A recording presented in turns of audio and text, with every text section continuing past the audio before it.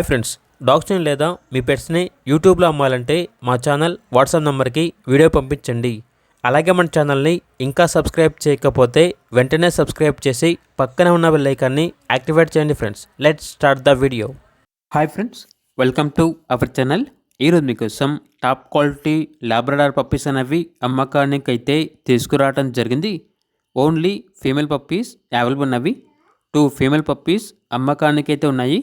Puppies యొక్క age వచ్చేసి 34 days. Deworming complete అయింది.